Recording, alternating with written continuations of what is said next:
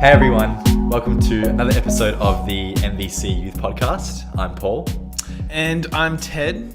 And today we are going to be touching on the topic of Easter. Easter's coming up, so I thought it'd be really fitting to, discuss it. But first, before we get into it, I was scrolling through Instagram the other day, and one thing, all the people at Morphettvale here know one thing about me, and it's that I love sneakers. And so I came across this interesting Instagram page, and it's called Preacher's Sneakers. And it's kind of funny because all it is photos of, or screenshots of preachers doing a sermon on like a video, or just people taking photos. But then they find what sneakers they're wearing. Yeah. And it's amazing how many preachers or pastors wear super expensive sneakers. I'm actually quite surprised by that. Like you go on, you look on the page, and like you have some, like one of the examples was, can't remember the dude's name, but he was wearing Yeezy 2 Red Octobers, which is a Nike shoe that was made in 2010, I think. Yeah. And they are now worth 5.6K, and he's just wearing them while doing a sermon and stuff like that. Far out. But like, I was just like looking at it, and I was like, damn, I'm so jealous. But I know deep down, I shouldn't be jealous. What does that tell us about their salary? Hot topic. Let's not go there.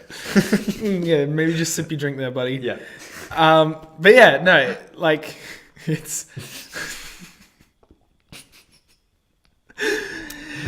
Dang it, Paul. I want to have a look through it actually, because I want to make myself jealous. Nah, like, is it mostly American, or yeah, it's pretty much American. I'm not familiar with all of the pastors on there, but I've watched Judas Smith in the past, and I do see him wearing some very fancy, like Chelsea boots and stuff like that, very expensive, and I'm like, damn, I see you, car. Is there anything else, or is it just mainly sneakers? They do like bags and like clothing and stuff like that, and so like you see the pastors' wives all wearing Gucci and stuff like that. Fancy. Louis Vuitton, all that sort of stuff. They do a pastor's wife feature.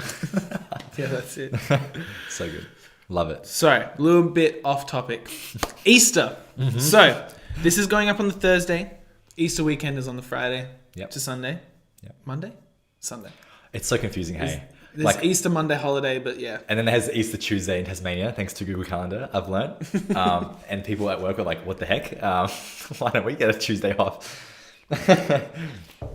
Yeah, so Easter's coming up. Yep. And I was just wondering, did you celebrate Easter growing up?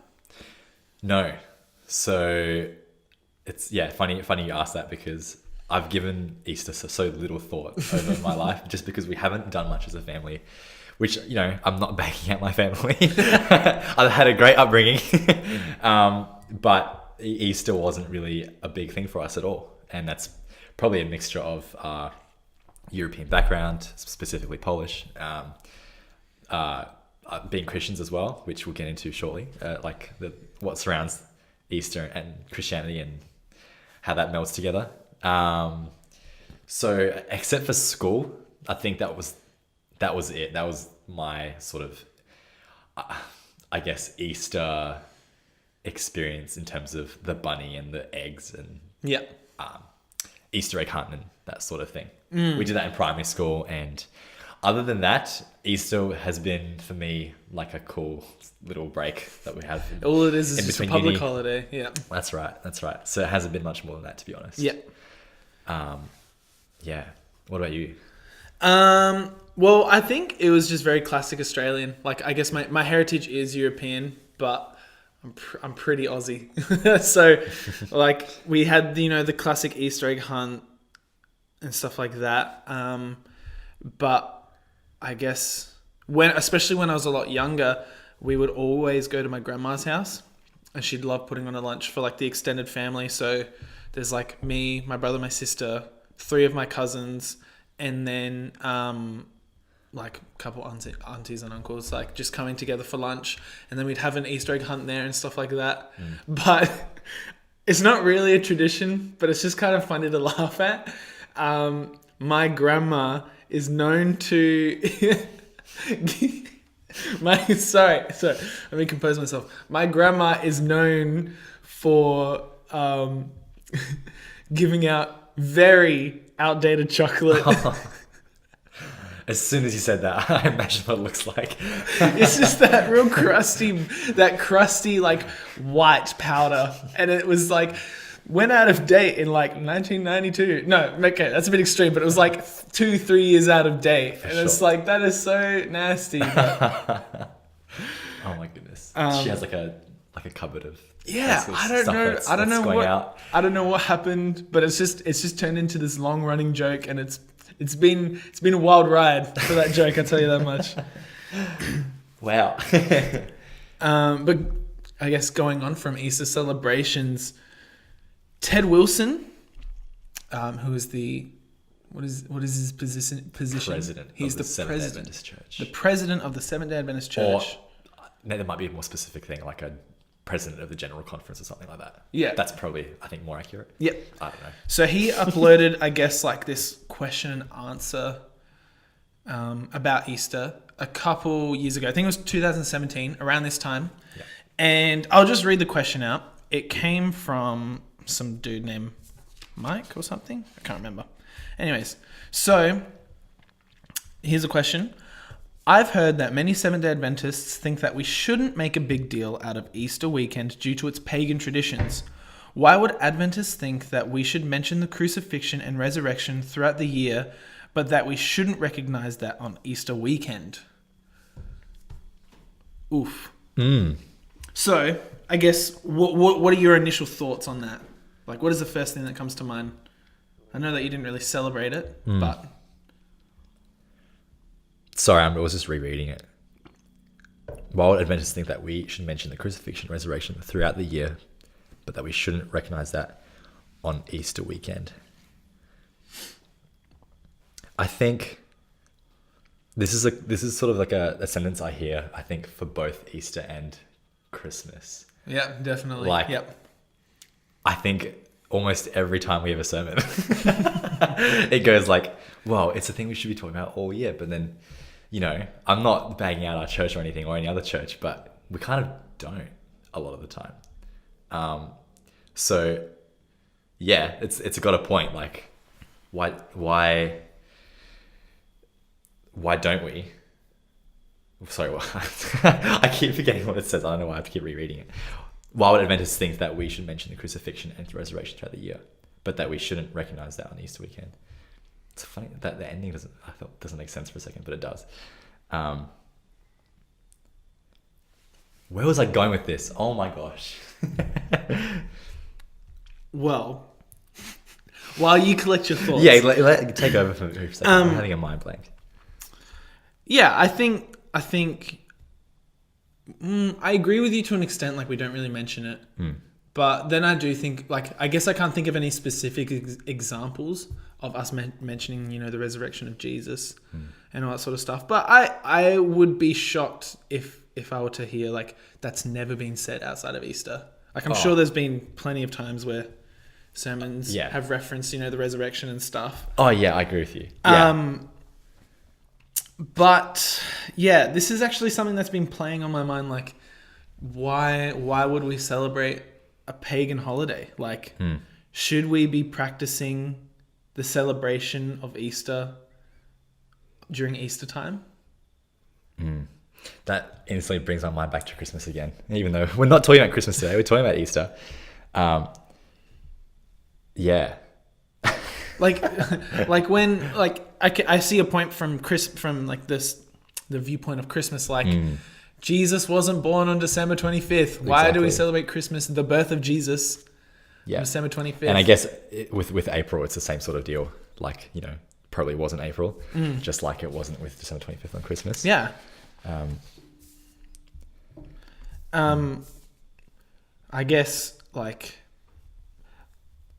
I didn't really know the origin of Easter. Like, I always heard it was a pagan holiday, and that I guess it's been adapted by Christians, or pagans adapted it from Christians, or something like that. So I did a quick Google search. First link I saw, it gave a pretty like good summary of it. Yeah. So the Easter story comes from the Sumerian legend of Dumuzi, I'm going to say Dumuzi, and his wife Inanna. So when Dumuzi dies, Inanna is grief-stricken and follows him to the underworld. In the underworld, she enters through 7 gates, and her worldly attire is removed.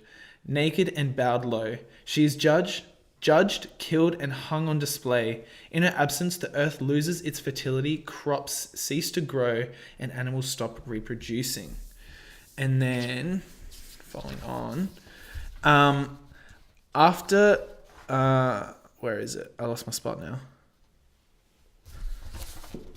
After Inanna has been missing for 3 days, her assistant goes to the other gods for help. Finally, one of them, Enki, creates 2 creatures who carry the plant of life and water of life down to the underworld, sprinkling them on Inanna and Dumuzi, resurrecting them and giving them the power to return to earth as the light of the sun for 6 months. So that's a very brief and not a very good description of the origins. Yeah. But there are similarities, like the 3 days. Yes. I guess that's the only real similarity that I see. But yeah, I mean, after I did a little bit more research behind it, historians believe, or some historians think that, I guess this story has been, an embellishment of the death of Jesus, and the whole resurrection thing. Yeah.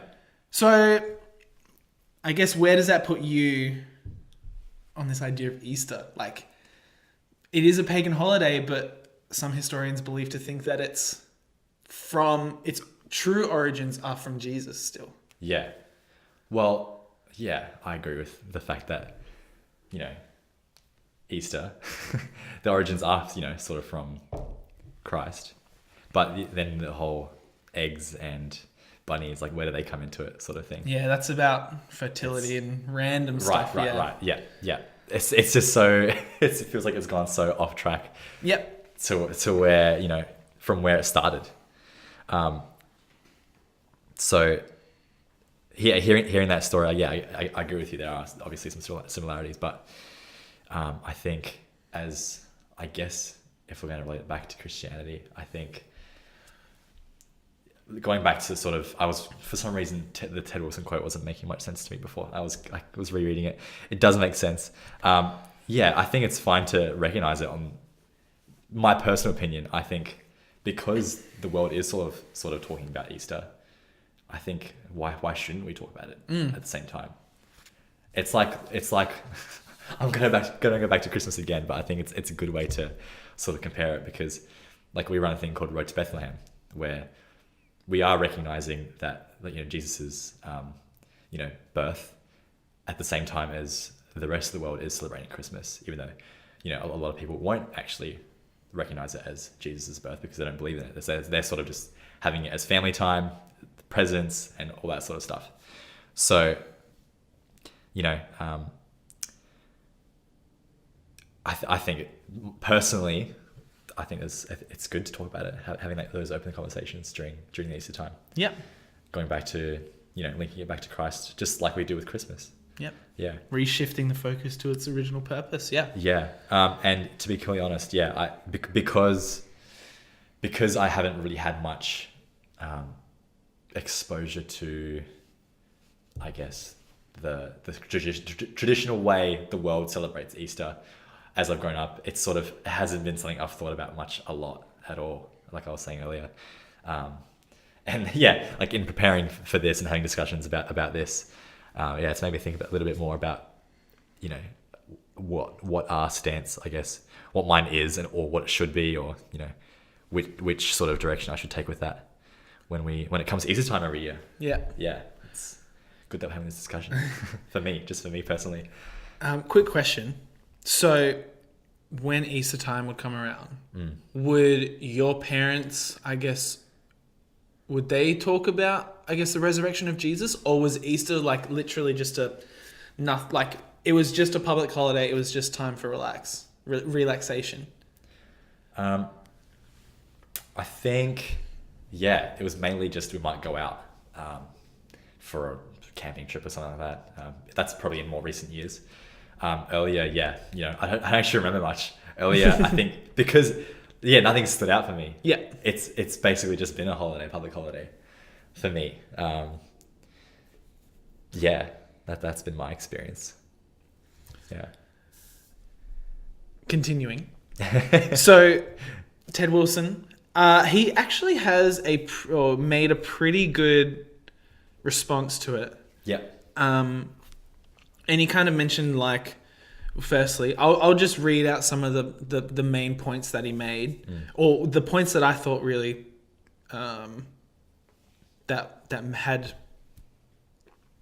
I don't know the word, that just has meaning behind what we're talking about. Yeah. So first point is, he writes these important topics worthy of our contemplation, study, and preaching at any time of the year. So he's saying, yes, we should be talking about it all times throughout the year. But we should even be doing it during the Easter weekend and, other holidays like Christmas and stuff like that. Yeah. But he goes on and continues by saying, it is interesting that the Bible does not refer to the day of Christ's resurrection with any special name such as Easter or Resurrection Day, but simply as the first day of the week, to identify which day of the week Jesus rose. And then it goes into 1 Corinthians, and he says, Paul calls it the third day to remind his readers that it was the fulfillment of prophecy. So, it's I don't know, he has arguments for and against, or makes points of for and against whether or not we should really think about Easter. By I guess against recognizing Easter, he's saying that the Bible doesn't really talk about Easter or a resurrection day, when really it was just a day that was a part of fulfilling prophecy.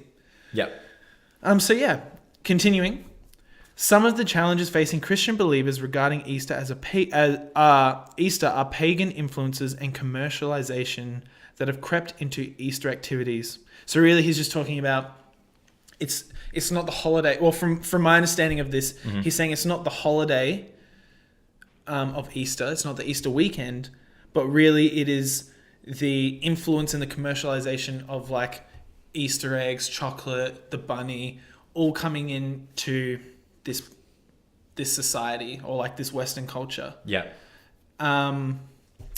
Historically, the celebration of Easter as a special day for Christians appears to have begun with the celebration of Easter in the 2nd century, the only commemoration of Christ's resurrection authorized by Scripture of baptism. I just thought that was pretty interesting on how far back it goes. Yeah. And I'm assuming that they didn't have Easter bunnies and stuff like that then. So I'm assuming the core foundation of it was being that was the day Jesus was resurrected, praise God, we are celebrating that. Yep. But his final point, which touches on what you were talking about earlier about, outreach and stuff like that. Yep. In many countries where Easter is highly featured, Seventh-day Adventist churches use that period as a time for evangelistic outreach to the community. Yeah. In essence, total member involvement. So,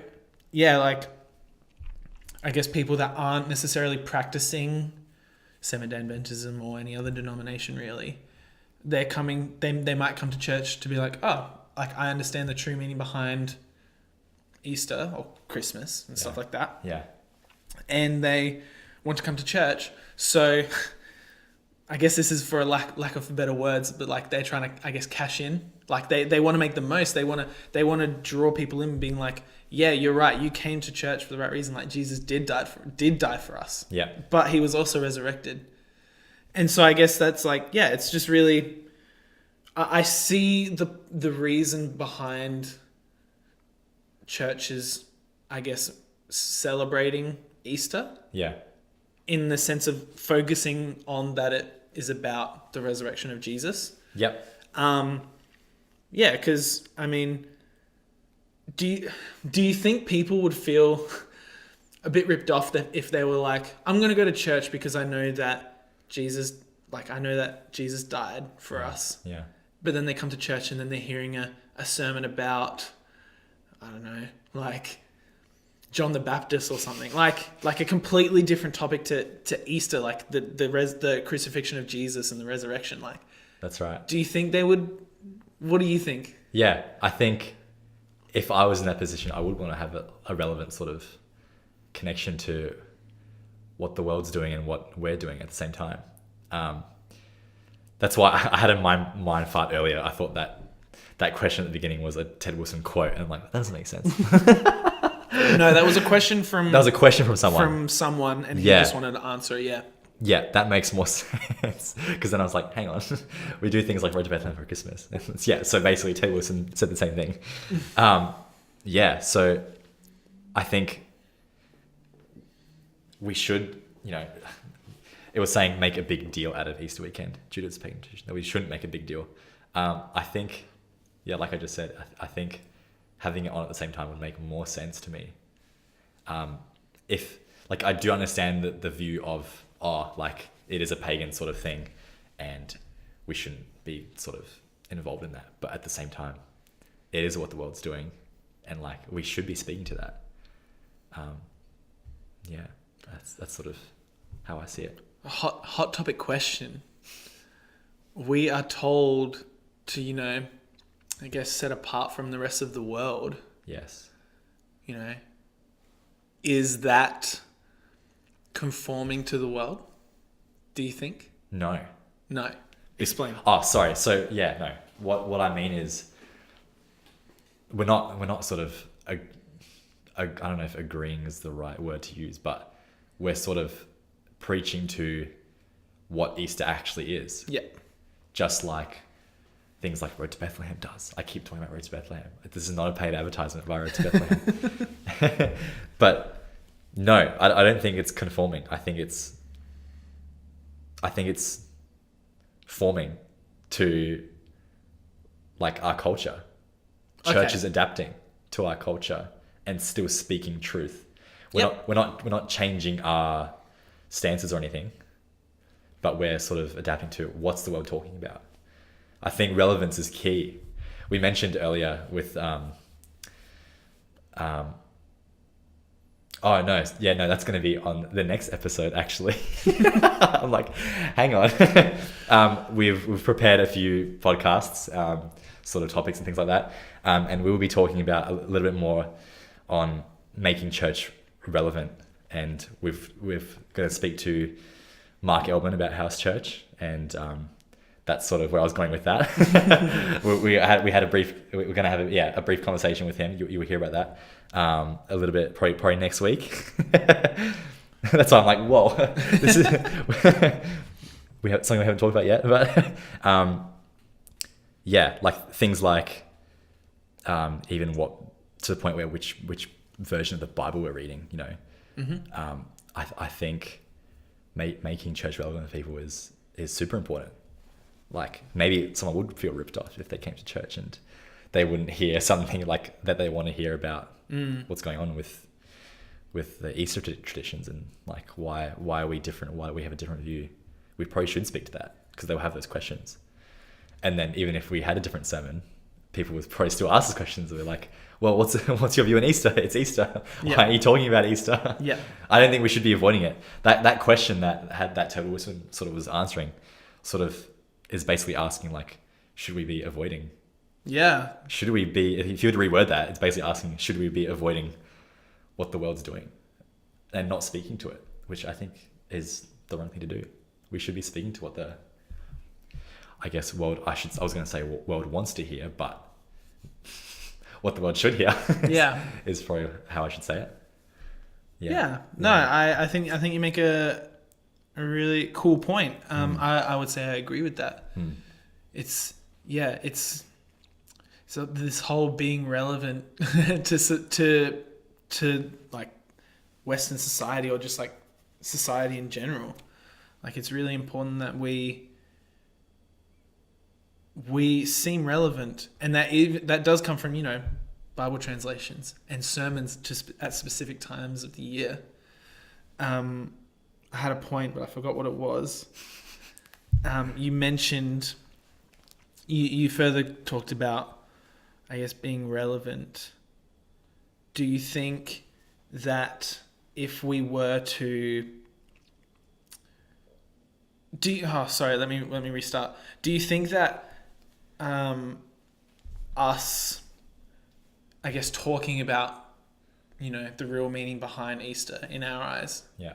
Do you think us talking about, Jesus' crucifixion and all that sort of stuff, do you think that is kind of like not saying we're high and mightier than everyone, but do you think that's like a beacon of light in a time that is so obsessive?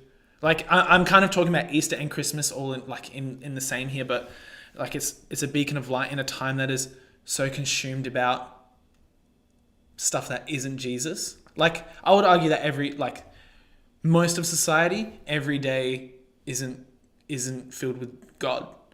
But I guess in times of Easter and Christmas, especially Christmas, it's a time of consumerism. It's a time of, material. And at Easter, it's a time of like a completely different, like, who is Jesus almost? Like, I only know of the Easter bunny, and I only know that I'm like, this is a time for me to be eating heaps and heaps and heaps of chocolate. Yeah. Like, I guess, are we a beacon of light in a time where I guess God can be easily forgotten, despite the origins of it being about him?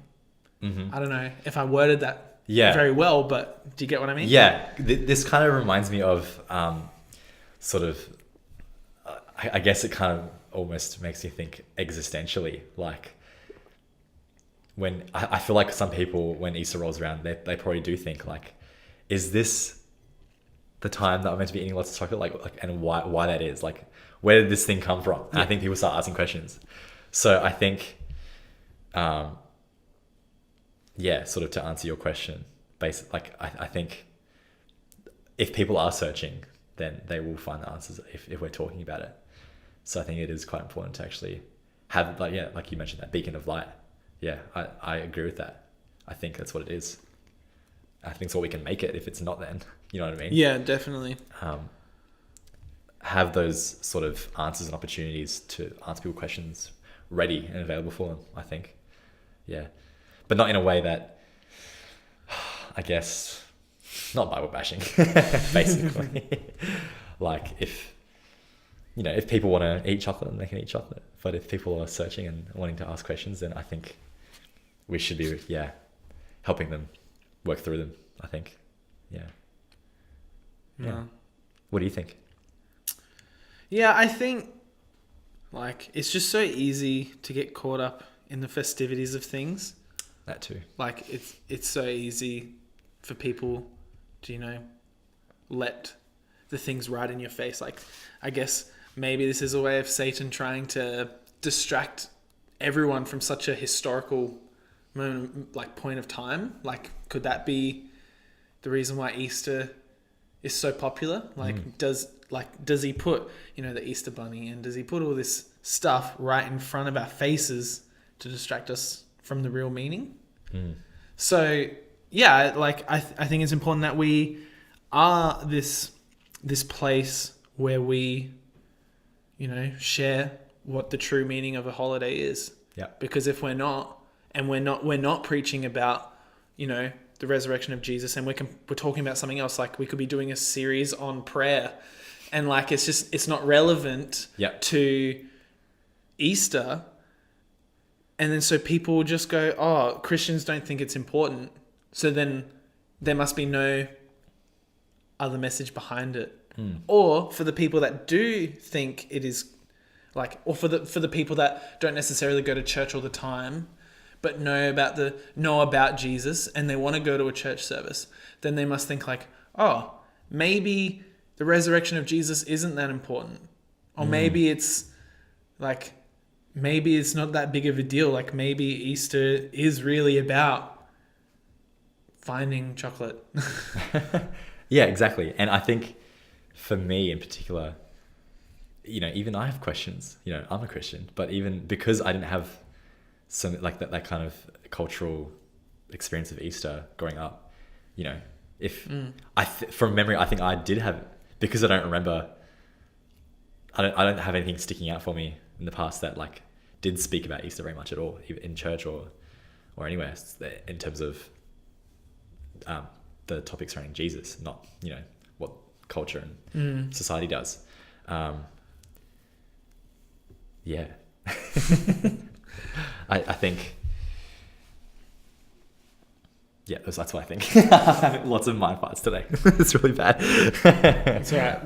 Well, for me, I'm on holidays now, so uni break and work holidays. So that's nice. Yeah, that's good. But yeah, no, I think, I guess to sum up my opinion, I think we should be talking about the crucifixion and all that sort of stuff on Easter, because there's I guess it's such a good chance of outreach, and like that's what we want. We want people to come to Jesus, and so why would we hide away and avoid, like you were saying,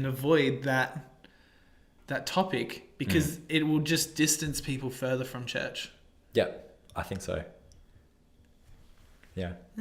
That's where I was going with it earlier, actually. I was thinking I had unanswered questions even as a guy growing up in the church. And I think a lot of them weren't fully answered about Easter. And so I have to do my own research like this and have discussions, which is totally fine. But I think, it should be an open discussion during that time, especially even like more so throughout the year, but more so during Easter weekend. Yeah. No, cool. Thank you, Mr. Wilson. And thank you to the man who asked this question 2 years ago. I think we came to a good answer to this question. Because to be honest, when I was kind of writing out, notes for this, I was worried. I was like, I feel like we're just going to beat around the bush on this topic. Like we're not really going to come out with an answer. Yeah. But I guess now that, like, even though I was thinking about it in my head, I was unsure. But like now that we've kind of talking about it out loud, and like I see the value behind it, like the importance of talking about the crucifixion and resurrection at this time of year. Yeah. I think, like you'd be crazy not to. 100% agree. Well, let us know what you guys think, the listeners. These are just two guys talking with microphones in front of us, but we're not necessarily the most experienced about this. We have Google, we have Ted Wilson to guide us, but we want to hear your thoughts as well. I think because this question that was posed to Ted Wilson, it said, I've heard that many Seventh-day Adventists think that we shouldn't make a big deal out of Easter weekend due to its pagan traditions. So I guess maybe if you are one of those people that do think that maybe we should sort of shy away from doing it on the Easter weekend, you can disagree with us. You can challenge us, is what I'm trying to say. We're just sharing our opinions, and hopefully we can have an open discussion, continual open discussion about the topics to talk about. You can leave a voicemail on our Anchor platform. If you're listening on Anchor, just look us up on there. But wherever you're listening to this podcast, there should be a way to sort of get in touch with us from there. We'll leave our sort of contact information in the descriptions and things like that. If you're on YouTube, you can leave a comment. Yeah, I'd be keen for that. Yeah, no, definitely. Like, if you have any opposing views, or even if you have like similar views, like, we want to know what you think, because like in the first episode, I mentioned that I'm on a journey, and so I don't have all the answers. But this is more about me finding the answers. Yeah. So I mean, maybe someone will be able to shed a different light on it, and then that may encourage me to change my opinion, or form my opinions more strongly. Yeah. But yeah, thank you for listening. I think we had a pretty good discussion, even though there were some mind blanks here and there. But but I think don't know what's going on. I think overall, like, I'm very happy. Like, we had a very good discussion about Easter and the importance of it. And thanks for tuning in. Yeah, I just want to add to that as well. My mind blanks were sort of just because I mentioned earlier, I haven't actually given this topic much thought. So it's been good to have this discussion. Yeah. So we'll wrap it up there. If you'd like to get in touch with us, we've sort of briefly mentioned earlier how you can do that, but you can do email, contact mvcyouth@gmail.com. We have our Facebook, Morphevale MVY. And what was the third one that we usually... Instagram. Yes, MVC Instagram. Youth. We've got that as well. But yeah, like I mentioned earlier, we've got Anchor now, where we push out this podcast. It pushes out to all the big platforms, and you can leave a question if you have questions. We can play your voicemail, or we can just talk about your comment, or let us know if you don't want us to publish your name or things like that. And hopefully we can continue having these sorts of open discussions with you guys, not just us two. Quickly going on from what you said, we are now on Spotify, Google. Yes. Google, what is Podcast. it? Google Podcasts. We are on YouTube still, obviously. Yeah. We're waiting on Apple, but yeah, it should happen very soon. Hopefully by the time this podcast is up, we will be on Apple Podcasts. For sure. Or whatever it's called. The Apple app for whatever podcasts. Is it Apple Music these days? Do people listen to Apple Music? Apple Music is actually better, or has more subscribers than Spotify at the moment. Yeah. Okay. But are podcasts on Apple Music? Is what I'm not 100% sure about. I think there's just a podcast app. I think it's called Podcasts. It's a separate podcast app. Yeah. I've never owned an iPhone, so I can't speak to that. But yeah, thank you for tuning in. We'll see you next week. As Paul mentioned, we will be talking with Mark, who is starting up a house church, and I guess it's another way of being relevant in today's society. Yeah. So yeah. Hope you listen to that one. Thanks, guys. All right. Bye. See ya.